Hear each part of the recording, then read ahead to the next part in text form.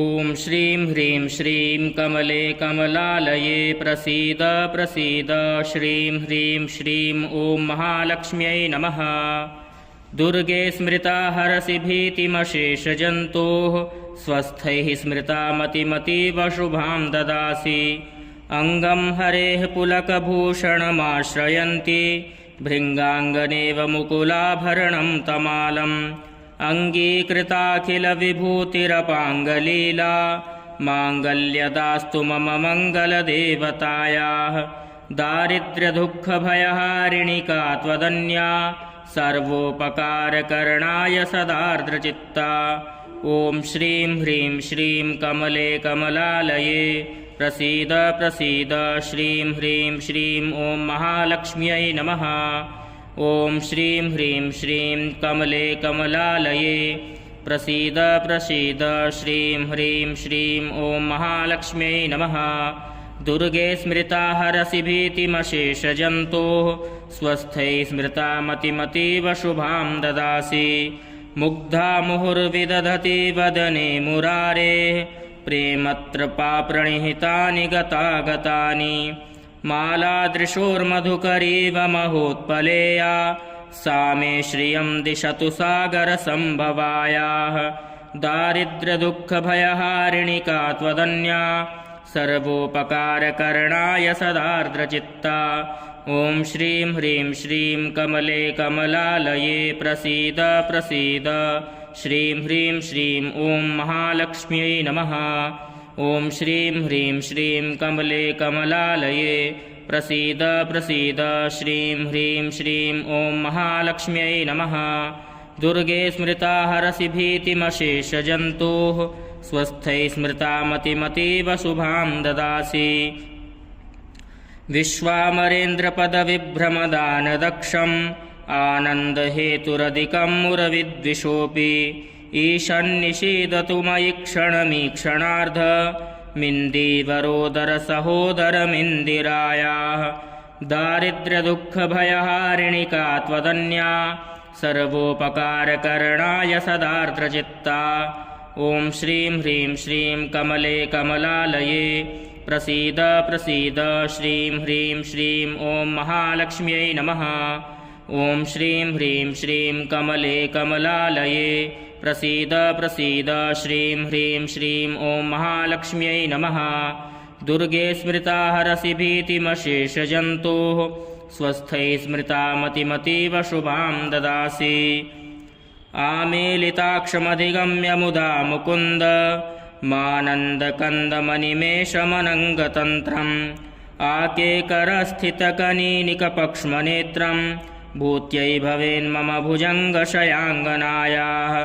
दारिद्र्यदुःखभयहारिणिका त्वदन्या सर्वोपकारकरणाय सदार्द्रचित्ता। ॐ श्रीं ह्रीं श्रीं कमले कमलालये प्रसीद प्रसीद श्रीं ह्रीं श्रीं ॐ महालक्ष्म्यै नमः। ॐ श्रीं ह्रीं श्रीं कमले कमलालये प्रसीद प्रसीद श्रीं ह्रीं श्रीं ॐ महालक्ष्म्यै नमः।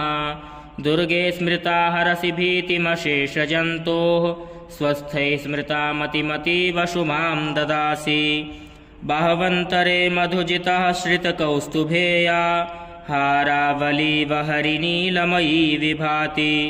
कामप्रदा भगवतोऽपि कटाक्षमाला कल्याणमावहतु मे कमलालयायाः। दारिद्र्यदुःखभयहारिणिका त्वदन्या सर्वोपकारकरणाय सदार्द्रचित्ता। ॐ श्रीं ह्रीं श्रीं कमले कमलालये प्रसीद प्रसीद श्रीं ह्रीं श्रीं ॐ महालक्ष्म्यै नमः।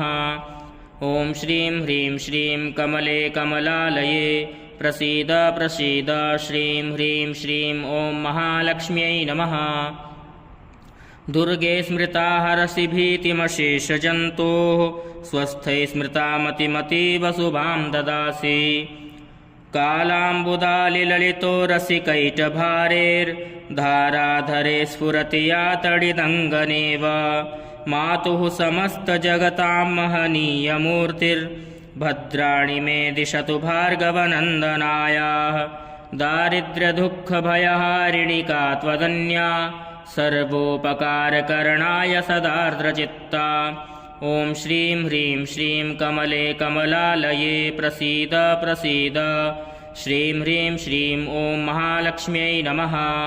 ॐ श्रीं ह्रीं श्रीं कमले कमलालये प्रसीद प्रसीद। श्रीं ह्रीं श्रीं ॐ महालक्ष्म्यै नमः। दुर्गे स्मृता हरसि भीतिमशेषजन्तोः स्वस्थै स्मृता मतिमतीव शुभां ददासि। प्राप्तं पदं प्रथमतः किल यत्प्रभावान् माङ्गल्यभाजि मधुमाथिनि मन्मथेन मय्यापतेत्तदिह मन्थरमीक्षणार्धं मन्दालसञ्चमकरालयकन्यकायाः दारिद्र्यदुःखभयहारिणिका त्वदन्या सर्वोपकारकरणाय सदार्द्रचित्ता। ॐ श्रीं ह्रीं श्रीं कमले कमलालये प्रसीद प्रसीद। श्रीं ह्रीं श्रीं ॐ महालक्ष्म्यै नमः। ॐ श्रीं ह्रीं श्रीं कमले कमलालये प्रसीद प्रसीद। श्रीं ह्रीं श्रीं ॐ महालक्ष्म्यै नमः। दुर्गे स्मृता हरसि भीतिमशेषजन्तोः स्वस्थै स्मृता मतिमतीव शुभां ददासि। दद्याद्दयानुपवनो द्रविणाम्बुधारा मस्मिन्न किञ्चन विहङ्गशिशौ विषण्डे दुष्कर्मघर्ममपनीय चिराय दूरं नारायणप्रणयिनी नयनाम्बुवाहः दारिद्र्यदुःखभयहारिणिका त्वदन्या सर्वोपकारकरणाय सदार्द्रचित्ता। ॐ श्रीं ह्रीं श्रीं कमले कमलालये प्रसीद प्रसीद। श्रीं ह्रीं श्रीं ॐ महालक्ष्म्यै नमः। ॐ श्रीं ह्रीं श्रीं कमले कमलालये प्रसीद प्रसीद। श्रीं ह्रीं श्रीं ॐ महालक्ष्म्यै नमः। दुर्गे स्मृता हरसि भीतिमशेषजन्तोः स्वस्थै स्मृता मतिमतीव शुभां ददासि। इष्टाविशिष्टमतयोऽपि यया दयार्द्र दृष्ट्या त्रिविष्टपपदं सुलभं लभन्ते।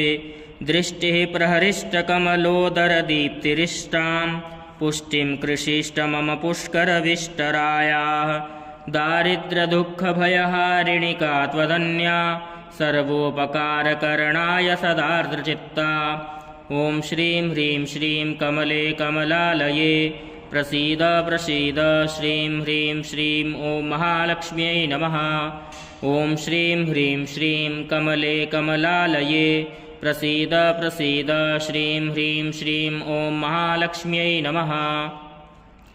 दुर्गे स्मृता हरसि भीतिमशेषजन्तोः स्वस्थै स्मृता मतिमतीव शुभां ददासि। गीर्देवतेति गरुडध्वजसुन्दरीति शाकम्भरीति शशिशेखरवल्लभेति सृष्टिस्थितिप्रलयकेलिषु संस्थितायै तस्यै नमस्त्रिभुवनैकगुरोस्तरुण्यै दारिद्र्यदुःखभयहारिणिका त्वदन्या सर्वोपकारकरणाय सदार्द्रचित्ता। ॐ श्रीं ह्रीं श्रीं कमले कमलालये प्रसीद प्रसीद। श्रीं ह्रीं श्रीं ॐ महालक्ष्म्यै नमः। ॐ श्रीं ह्रीं श्रीं कमले कमलालये प्रसीद प्रसीद। श्रीं ह्रीं श्रीं ॐ महालक्ष्म्यै नमः। दुर्गे स्मृता हरसि भीतिमशेषजन्तोः स्वस्थै स्मृता मतिमतीव शुभां ददासि। श्रुत्यै नमोऽस्तु शुभकर्मफलप्रसूत्यै रत्यै नमोऽस्तु रमणीयगुणार्णवायै शक्त्यै नमोऽस्तु शतपत्रनिकेतनायै पुष्ट्यै नमोऽस्तु पुरुषोत्तमवल्लभायै दारिद्र्यदुःखभयहारिणिका त्वदन्या सर्वोपकारकरणाय सदार्द्रचित्ता। ॐ श्रीं ह्रीं श्रीं कमले कमलालये प्रसीद प्रसीद। श्रीं ह्रीं श्रीं ॐ महालक्ष्म्यै नमः।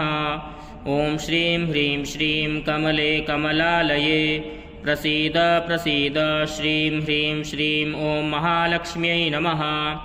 दुर्गे स्मृता हरसि भीतिमशेषजन्तोः स्वस्थैः स्मृता मतिमतीव शुभां ददासि। नमोऽस्तु नालीकनिभाननायै नमोऽस्तु दुग्धोदधिजन्मभूत्यै नमोऽस्तु सोमामृतसोदरायै नमोऽस्तु नारायणवल्लभायै दारिद्र्यदुःखभयहारिणिका त्वदन्या सर्वोपकारकरणाय सदार्द्रचित्ता ॐ श्रीं ह्रीं श्रीं कमले कमलालये प्रसीद प्रसीद श्रीं ह्रीं श्रीं ॐ महालक्ष्म्यै नमः ॐ श्रीं ह्रीं श्रीं कमले कमलालये प्रसीद प्रसीद श्रीं ह्रीं श्रीं ॐ महालक्ष्म्यै नमः दुर्गे स्मृता हरसि भीतिमशेषजन्तोः स्वस्थे स्मृता मतिमतीव शुभां ददासि सम्पत्कराणि सकलेन्द्रियनन्दनानि साम्राज्यदानविभवानि सरोरुहाक्षि त्वद्वन्दनानि दुरिताहरणोद्यतानि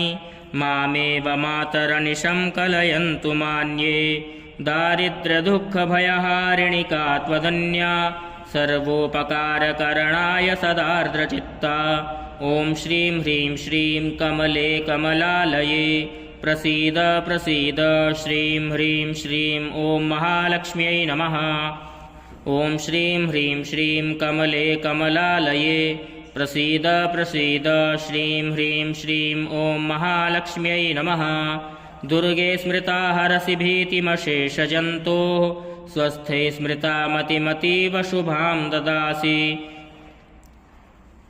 यत्कटाक्षसमुपासनाविधिः सेवकस्य सकलार्थसम्पदः सन्तनोति वचनाङ्गमानसैस्त्वां मुरारिहृदयेश्वरीं भजे दारिद्र्यदुःखभयहारिणिका त्वदन्या सर्वोपकारकरणाय सदार्द्रचित्ता ॐ श्रीं ह्रीं श्रीं कमले कमलालये प्रसीद प्रसीद श्रीं ह्रीं श्रीं ॐ महालक्ष्म्यै नमः ॐ श्रीं ह्रीं श्रीं कमले कमलालये प्रसीद प्रसीद श्रीं ह्रीं श्रीं ॐ महालक्ष्म्यै नमः दुर्गे स्मृता हरसि भीतिमशेषजन्तोः स्वस्थे स्मृता मतिमतीव शुभां ददासि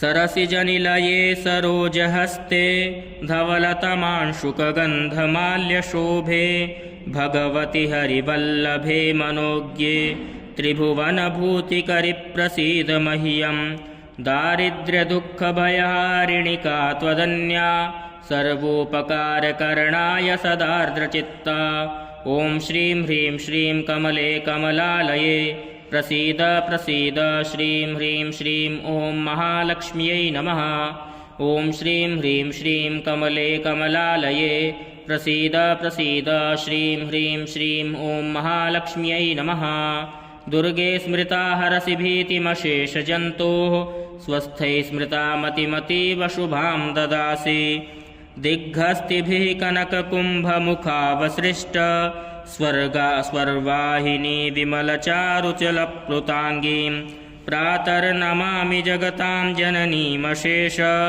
लोकाधिनाथगृहिणीममृताब्धिपुत्रीं दारिद्र्यदुःखभयहारिणिका त्वदन्या सर्वोपकारकरणाय सदार्द्रचित्ता ॐ श्रीं ह्रीं श्रीं कमले कमलालये प्रसीद प्रसीद श्रीं ह्रीं श्रीं ॐ महालक्ष्म्यै नमः ॐ श्रीं ह्रीं श्रीं कमले कमलालये प्रसीद प्रसीद श्रीं ह्रीं श्रीं ॐ महालक्ष्म्यै नमः दुर्गे स्मृता हरसि भीतिमशेषजन्तोः स्वस्थै स्मृता मतिमतीव शुभां ददासि कमले कमलाक्षवल्लभे त्वं करुणापूरतरङ्गितैरपाङ्गैः अवलोकय माम किञ्चनानां प्रथमं पात्रमकृत्रिमं दयायाः दारिद्र्यदुःखभयहारिणिका त्वदन्या सर्वोपकारकरणाय सदार्द्रचित्ता ॐ श्रीं ह्रीं श्रीं कमले कमलालये प्रसीद प्रसीद श्रीं ह्रीं श्रीं ॐ महालक्ष्म्यै नमः ॐ श्रीं ह्रीं श्रीं कमले कमलालये प्रसीद प्रसीद श्रीं ह्रीं श्रीं ॐ महालक्ष्म्यै नमः दुर्गे स्मृता हरसि भीतिमशेषजन्तोः स्वस्थैः स्मृता मतिमतीव शुभां ददासि स्तुवन्ति ये स्तुतिभिरमूभिरन्वहं त्रयीमयीं त्रिभुवनमातरं रमां गुणाधिका गुरतरभाग्यभागिनो भवन्ति ते भुवि बुधभाविताशयाः दारिद्र्यदुःखभयहारिणिका त्वदन्या सर्वोपकारकरणाय सदार्द्रचित्ता ॐ श्रीं ह्रीं श्रीं कमले कमलालये प्रसीद प्रसीद श्रीं ह्रीं श्रीं ॐ महालक्ष्म्यै नमः।